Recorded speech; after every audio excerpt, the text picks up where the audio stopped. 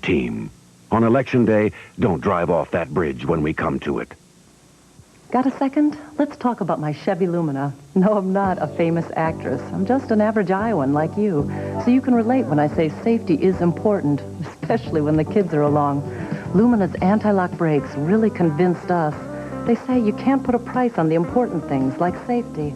Believe me, this little number is worth it. The Chevy Sticker Police are on patrol. That means Lumina's sticker price is unchanged from last year. See your Central Iowa Chevy Geo dealer today. This is CNN. Live from Washington, Crossfire. On the left, Mike Kinsley. On the right, John Sununu. Tonight, comic relief. In the Crossfire, political humorist Jim Morris. Good evening. Welcome to Crossfire, and welcome to a special fourth presidential debate. After extensive negotiations, the candidates have settled on yet another format. This time, each one will be questioned alone for several minutes by two journalists chosen for their objectivity, John Sununu and myself. The candidates drew lots on the order. President Bush lost, so he goes first. And the first question goes to Mr. Sununu. John? President Bush, we have something different tonight. We have a studio audience here with us at CNN. Well, I'm always ready to talk with the people. It's good to be here with you. John, of course, we did that little mock debate thing that we had there. And I thought you did a wonderful... Sure, go ahead. Mr. President, the press is looking go easy on me, will you? The press is looking at its polls, and it's trying to say that this election is over already. Are you and Barbara packing the China? Well, we're packing the China. We're packing for China. No. What makes you think we're even going to hold that election on November 3rd? You've heard of martial law? Just kidding. We know we're going to win this thing. Don't believe the polls. They're wrong. You know, the way they conduct polls is they ask people about what they think. Now, obviously out there are people who simply don't think, but the pollsters, John, you know the pollsters never talk to them, but this is just the group we think is going to come through for us on November 3rd. Mr. President, you've said it's a very dirty campaign, but you're the guy who's been throwing a lot of the dirt. You've attacked Mr. Clinton's character. Aren't you ashamed of yourself? Well, look who's asking the question. Another one of these leftist Oxfordites over there, one of these. And I am sick and tired of all this carping from the little liberals on my left and the doom and gloom pessimists of the press. We deserve a second term. We had a wonderful first term. Just look at the... I would submit to you, if you would just look at the record, you'd know. Now, let me just clarify there. We're going to keep this campaign on a higher level. You're not going to hear me call my opponent a tax and spend, river-polluting, criminal-coddling civil rights foe. You're not going to hear it from me. And you're certainly not, in the last days of this campaign, going to hear me call him a failed, philandering, hillbilly, saxophone-sucking governor of a small state. I won't stoop to that. Mr. President, you've been attacking Governor Clinton. Little adrenaline rush there. You've been attacking Governor Clinton just because his state ranks 47th to 50th in just about all categories. Aren't you getting a little picky? No, I'm not getting picky. The statistics are right here. They don't lie. In his state, 1,700 auto fatalities last year alone, and not one of those cases did any of the fatalities live. They all die. Not only that, out of all the governors, you know, you're a governor yourself. Out of all the governors in all the states in our great country, out of all those governors in the state of Arkansas, Bill Clinton was the only governor there. So you decide. Mr. President, Governor Clinton has offered a detailed economic plan for the revival of this country's economy. What is wrong with it? Now, that's doo-doo economics as far as I'm concerned. I tell you, I call it Elvis economics. Have you heard about that? Elvis economics, a reckless policy of excessive spending that causes the government to get fatter and fatter until one day the economy just falls off the toilet and dies. Mr. President, let's go to the other candidate. You don't really think Ross Perot's too short to be president, do you? Too short? I don't know. You played him in the mock debate. You're short. What's the big deal? This guy can kid him. Ow!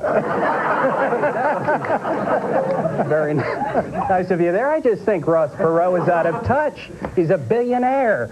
He's out of touch with the common, average, everyday millionaires that have been running this country for years. Mr. President, you attempted to make a big deal earlier in this campaign about family values, and then you backed off because it obviously backlashed against you. Wasn't that a big mistake? Was it a mistake to have my wife? Are you saying that my wife was a mistake to have up there talking about she's going to be on Larry King later tonight? We'll see what she has to say about that. Barbara talked about family. Remember when my grandson George P. was up there? Remember when George P. was up there and proudly shouted, "Viva Bush"? It's Spanish, you know. Right. Viva is Spanish for paper towel. I think what George P. was saying was this campaign's going to be the quicker picker-upper. To mop up the spills of the past few months and bring home a new bounty of ideas for the American people. Mike wanted a follow-up, Mr. President. Oh, you're right. In the last debate, Ross Perot charged that not everything has come out about what you instructed April Glaspie to tell Saddam Hussein. Isn't it about time you came clean about that, sir? Isn't it about time that I came clean, as if I know? Why don't you ask the person who really knows the answer to that? Who is that, sir? Right over here. He's the one who drafted the letter to Dizzy Gillespie, April Gillespie, over there. Mr. President, You wanted to bring him into the family of nations. Family values, we're talking about it. Barbara was up there, she said, I never once had to discipline my kids, and I never did. Not even that time our son Neil made off with the profits from the Kool-Aid stand and made a bad baseball card investment. Never punished.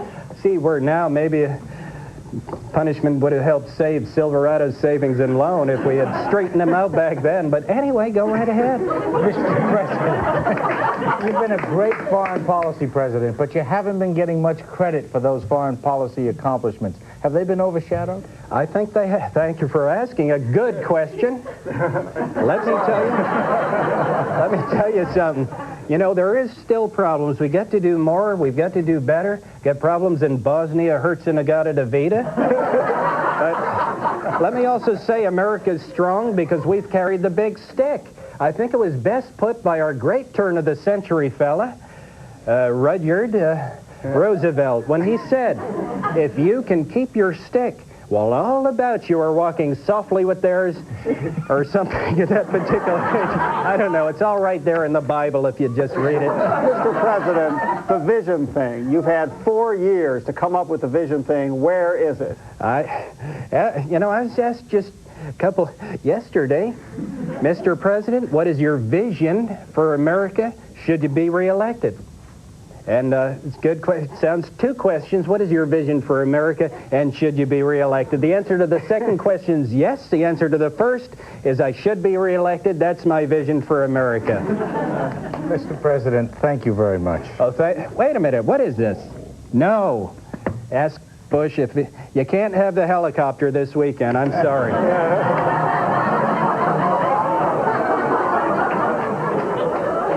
When we return, we're going to have a chance to see and hear Governor Clinton. Sort of.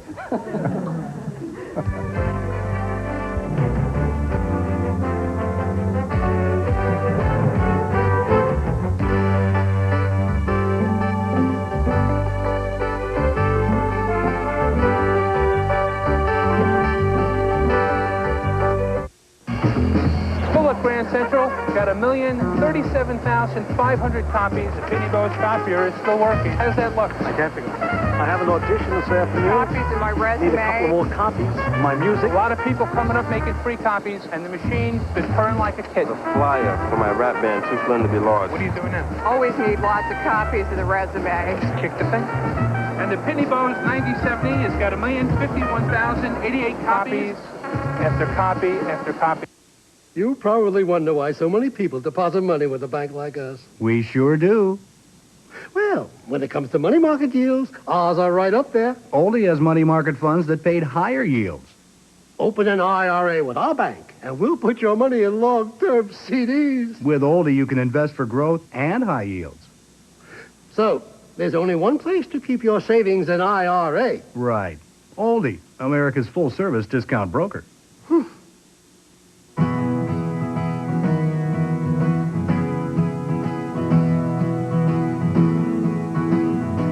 Next time you wonder if this country has what it takes to compete in tough, demanding world markets, stop by one of our hometowns. No matter where you live or close by, over 2 million people in 48 states helping make the Boeing Company America's largest exporter.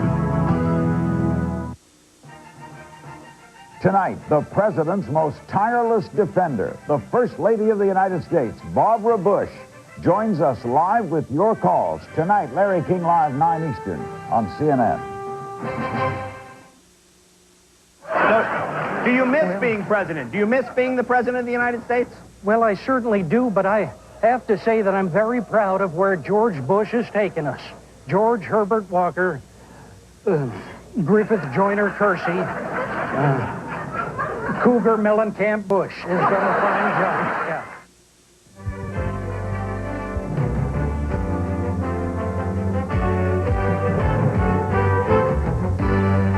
Welcome back to Crossfire. Tonight, we're fortunate to be hosting all 3 major candidates for president. President Bush was with us in the last segment, and now we're being joined by the Democratic presidential nominee, Governor Bill Clinton of Arkansas. Governor Clinton, in the spirit of bipartisanship, let me give you a cream puff.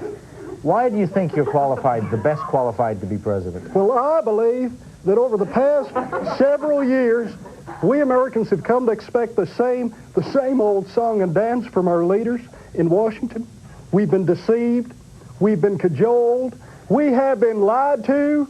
We've been promised the pie in the sky, the moon and the stars, and a sunset stroll on a sandy beach. Hi, baby. How are you?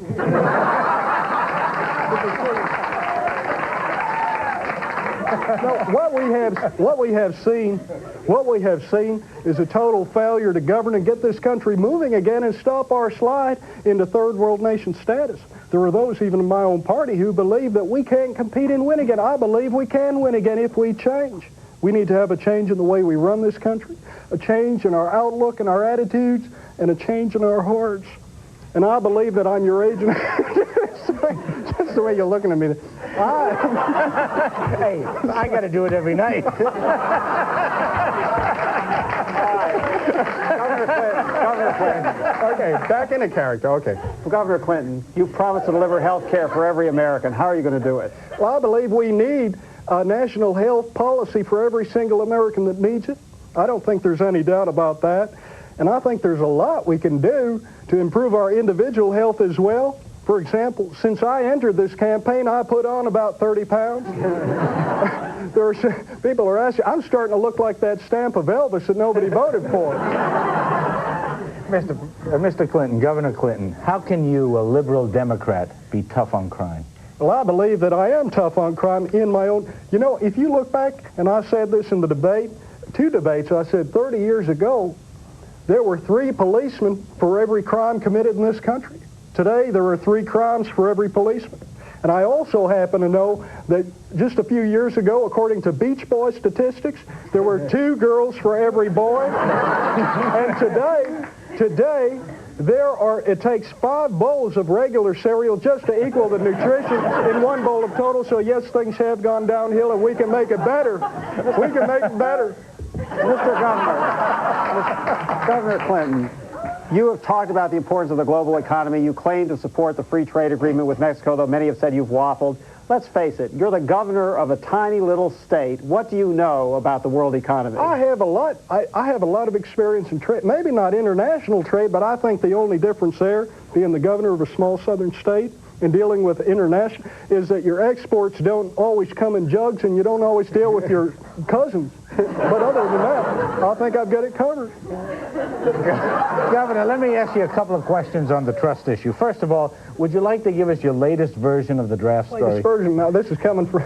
Let me tell you that if you're going to go back into someone's past, then you must view their actions in the light that they were meant then, not what they look like 23 years later, and I'm 46, and I'm running for President of the United States. 23 years ago, I wore a Nehru jacket, but I'm not running for Prime Minister of India. You see? 23 years ago, I bought record albums by Vanilla Fudge and Country Joe and the Fish, and I had a mood ring. And what about those people who wasted their money on pet rocks? Do you think it's fair? I'm asking you. I'll talk to you. I'll talk to you. Do you think it's fair that somebody be denied the right to lead his country just because 23 years ago the most fascinating thing he thought he ever saw was a lava lamp? I think we have to keep in mind who people have become, not who they were. We have to elect people in this country who can change with the times and see the error of their ways. You people, you heard the worst about me but saw the best in me. And I guess I've come out smelling like a rose. Well, I guess that's the last thing I need is to go home tonight smelling like flowers. But anyway, Governor, since you brought it up, what about the you brought it up. What about the infidelity thing? That's not fair. I said I would not. People want to hear about the issues. What was your question? Since you brought it up, what about the infidelity thing? I have admitted that my wife Hillary and I have had our ups and downs. Obviously, for me, there's been a lot more of this up and down activity than for her. Congressman Clinton, I think we should change the subject. So explain something to me. You're pro-choice on abortion, and yet you're in favor of capital punishment. Now, do you or do you not find human life sacred? I certainly do, and my views have remained quite consistent. If you look back, you'll see that what I've said is that certain criminals should be put in the gas chamber, but they should not inhale. And that is consistent with other things I've said. Governor, one of our colleagues here at CNN, Reverend Jesse Jackson, really feels left out ever since that whole Sister Soldier flap. What about it? Well, all I said about that, and I have apologized to her. No, I didn't apologize to her. What I objected to was that when she said that since blacks kill blacks every week, why not take 1 week and kill white people? What I'd like to know is which week, that's all. And where will this killing take place? I've said if it were in Houston the week of the Republican convention, I wouldn't have a problem with that. That's all I said. Plenty of white people there, too. Mr. Governor, how will you keep all your promises? You've even promised to have a kosher kitchen in the White House. Maybe I'll have a kosher kitchen cabinet, I don't know, but I do hope the Jewish people will vote for me because I support Israel, and I wasn't pandering to them. I will keep a kosher section in the kitchen if anyone wants to come in.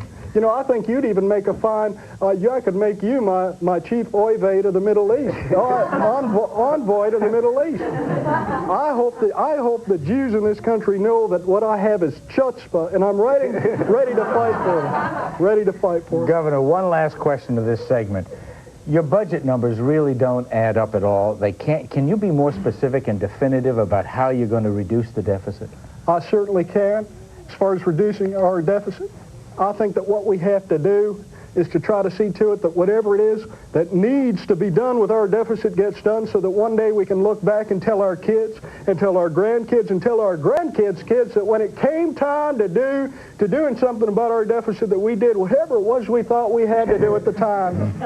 Thank you very much, Governor. God bless you. Thank you. God bless you. God bless you all. We'll be back in just a moment with H. Ross Perot.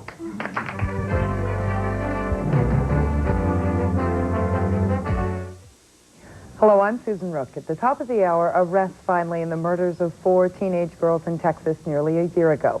Also, more details on the mysterious Gulf War syndrome and what happens when you put your 29-cent stamp on that sweepstakes entry.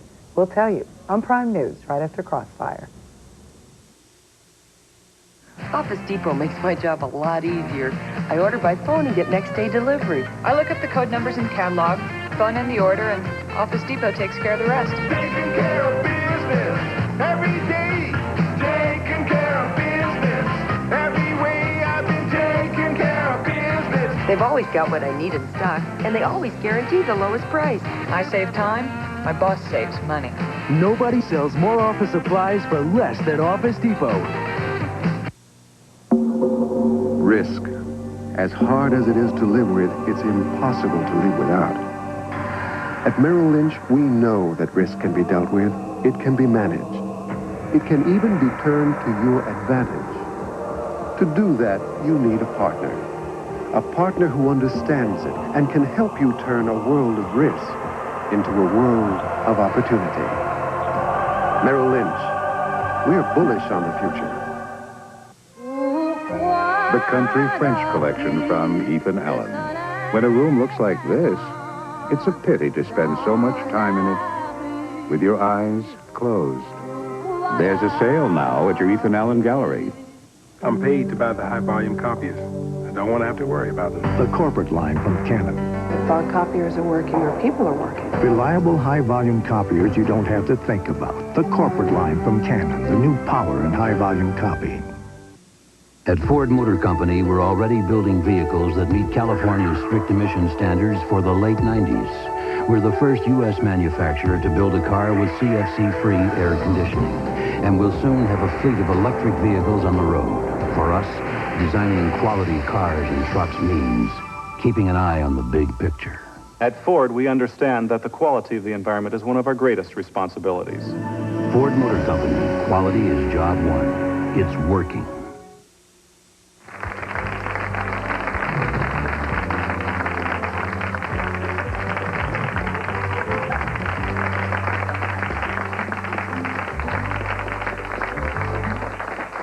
Welcome back. We're joined now by H. Ross Perot, the independent candidate for president. Mr. Perot, you were complaining the other day about the press. You even called us a bunch of jerks. Yeah. But haven't you had an incredibly free ride from the press? They've never criticized you at all. Hell no, you're going bonkers on me now. That's silly, goofy stuff. No, absolutely not. You know, there are people down there at Dirty Tricks and Opposition Research trying to redefine my personality.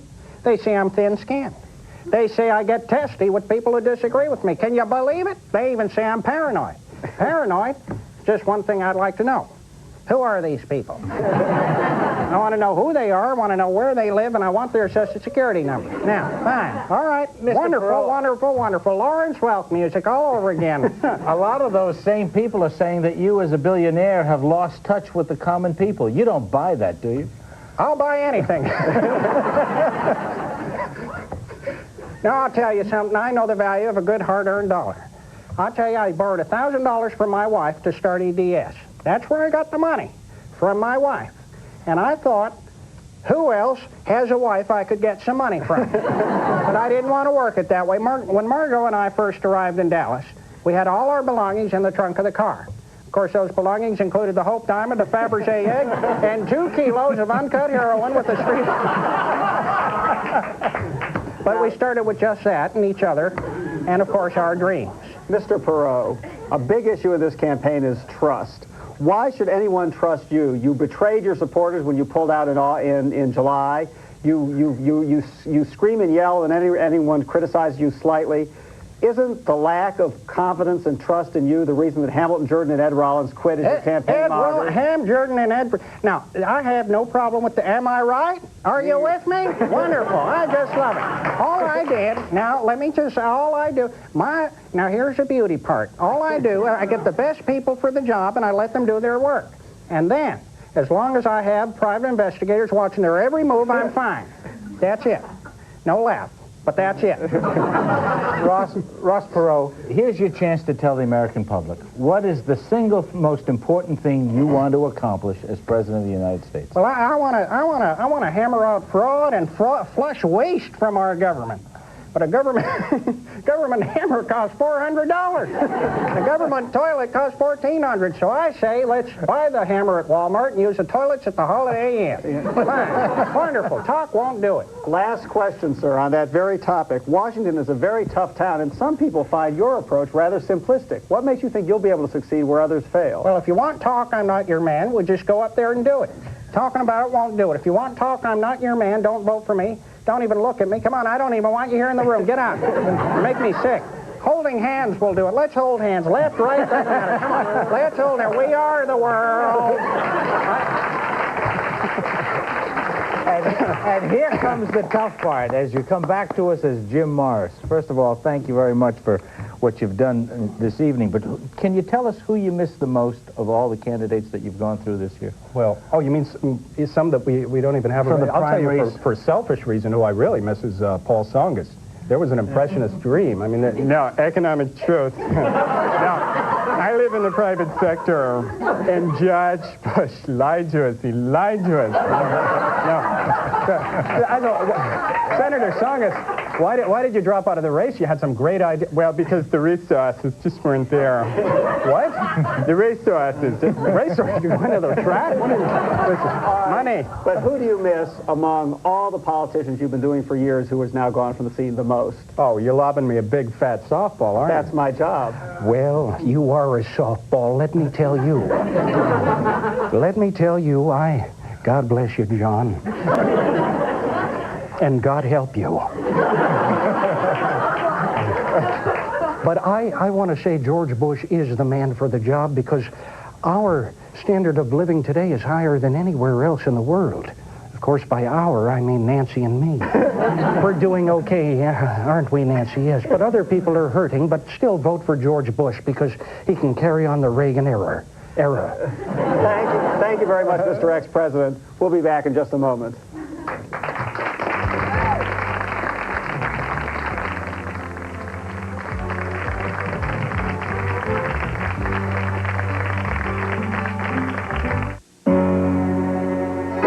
The makers of Rice-A-Roni would like to present another San Francisco treat, Noodle-Roni. 16 great-tasting pasta dishes, like fettuccine and angel hair parmesan. So when you want something your family will love as much as Rice-A-Roni, it's just arrived. Noodle-Roni, the San Francisco treat. Now available in a resealable canister. Focus, please. Everybody knows Reader's Digest. Not everybody knows Konica. There, now you do. What you expect from Reader's Digest, what Reader's Digest expects from Konica. Why you turn to Reader's Digest. Why Reader's Digest turns to Konica. So if you know this company, you should know this company. Because Konica contributes to Reader's Digest. Pop quiz tomorrow. I see many things. Some companies go to great lengths to try to predict the future. I see a ray of sunshine through a thick fog. But the only way to succeed is to prepare for whatever the future brings. That's why Georgia Pacific has become a low-cost producer of wood products, pulp, and paper. It's how Georgia Pacific prospers in good times or not so good times. Because if you don't plan for the future today, you just might not be around tomorrow. Saturday, he's running for the second highest job in the country. Does he differ with Bill Clinton? What role would he play as vice president? Senator Al Gore, the guest on Both Sides with Jesse Jackson, 9 p.m. Eastern Saturday.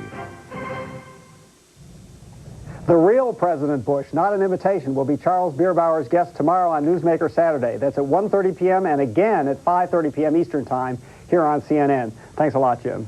Thanks, Michael. From the left, I'm Mike Kinsley. Good night for Crossfire. And from the right, I'm John Sununu. Join us again next week for another edition of Crossfire. Somebody doing an excellent Bernard Shaw imitation is here to tell us what's coming up on Prime News. Bernie? Thank you, Michael. Coming up, if you want to see Ross Perot in the flesh instead of on the tube, you may soon have a chance. Also, the story of a young boy with hemophilia whose days of climbing trees and pulling pranks are behind him. Now, he has AIDS. And the strange story of a homeless man with $230,000. Prime News is next.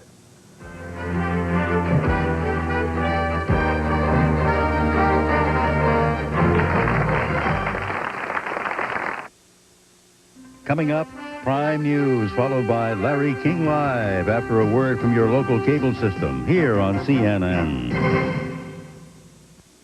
I was intrigued by headlines I saw in a Boston newspaper recently. The headlines read, what do these 5 men have in common? The 5 men were Fred Astaire, John Kennedy, George Bush, Michael Dukakis, and Cary Grant. The answer is they all wore Southwick suits. For over 37 years, we here at Reichardt's have built our business with Southwick clothing. They've always featured top-quality fabricings and fine American tailoring. All Southwick clothing have natural shoulders, and they don't go out of style. As the article says, Southwick clothes make the rich and the famous look good, and they'll make you look your best, too. Here at Reichardt's, we have added value as well. As an example, if we don't have what you want in stock or you're difficult to fit, we'll have your Southwick suit made to your measure at regular rack prices. We'll alter and repair for the life of your Reichardt garment free. And remember, no sale is ever final at Reichardt's. You'll always be satisfied when you shop here, and I'll see that you are, because I'm here. I'm Bill Reichart, and I own the store. Thinking about voting for Bill Clinton? Think about who else you're voting for. Clinton says he'll appoint Mario Cuomo, the nation's leading death penalty opponent, to the Supreme Court. Clinton wants to make Washington, D.C. a state